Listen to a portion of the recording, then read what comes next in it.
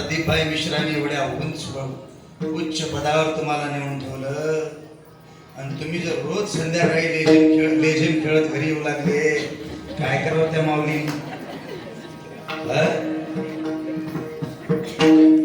काय करा? मुलगी बघायला गेलो, मुलाचं लग्न करायचं, गुरुजीच्या एवढ्या अटी होत्या, दीक्षा घेतलेली असाव, गळ्यात लिंग असाव, रोज पूजा करणारे असाव, वगैरे वगैरे वगैरे वगैरे असं. आणि मग सुरू झाला कार्यक्रम. गेलो आम्ही निलिंगाच्या पुढे, ते गाव. आली मुलगी, पाठावर येऊन बसली. काही गोष्टी गुरुजींनी विचारल्या, काही मी, आणि म्हणले महाराज तुम्ही विचार, हे आमचे महाराज आहेत म्हणून.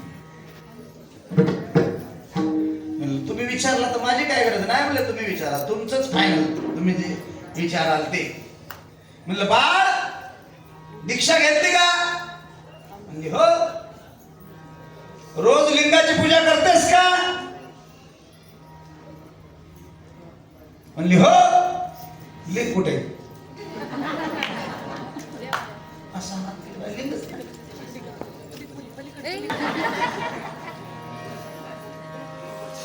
आई बाजूला होती, आई बाजूला होती. बाप म्हणला तिच्या लिंगाची पूजा मी करतो. आई बाजूला होती. एवढ्या दुसऱ्या वर्गात शिकत असलेली मुलगी शाळेतून दप्तर घेऊन आली, दरवाजात उभी राहिली. वडील काय म्हणले, तिच्या लिंगाची पूजा मी करतो. आई काय म्हणली, का खोटं बोलता हो? तुमच्या लिंगाची, तिच्या लिंगाची सगळे मीच करते ना पूजा.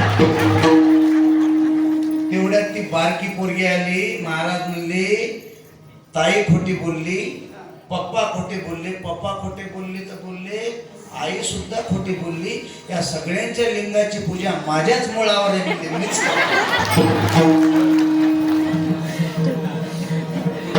कुठे गेला धर्म?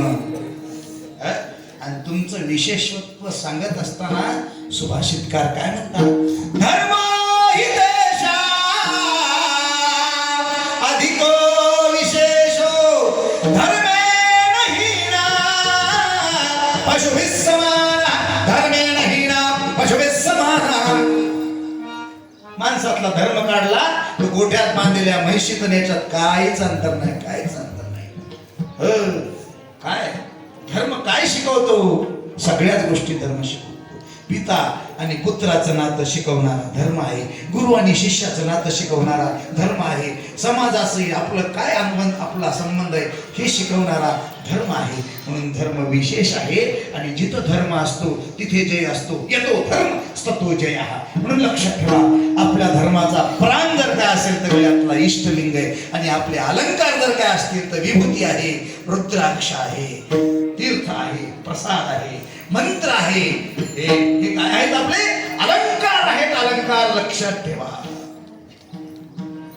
आणि हा अष्टावर्ण रूपी प्रसाद गुरुने दिला. म्हणून गुरु थोर आहे. लिंगरूपी प्रसाद गुरुने दिला, भस्मरूपी प्रसाद गुरुने दिला, मंत्ररूपी प्रसाद गुरुने दिला.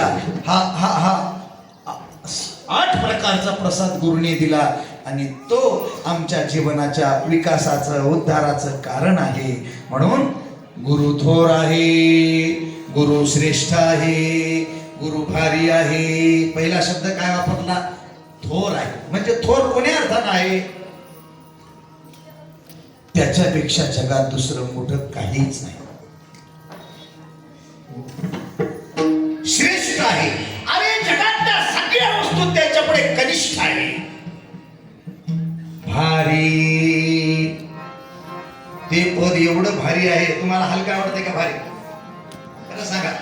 दिवाळीला साडी घ्यायला गेल्यावर हलकी घेता का भारी? दिवाळा का निघाला नवऱ्याच साडी भारी.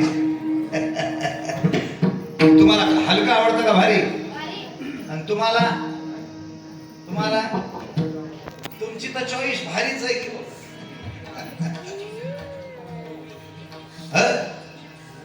भारी, आपली सगळ्यांची आवड भारी आहे. महाराज म्हणतात मी देत असलेला प्रसाद भारी आहे.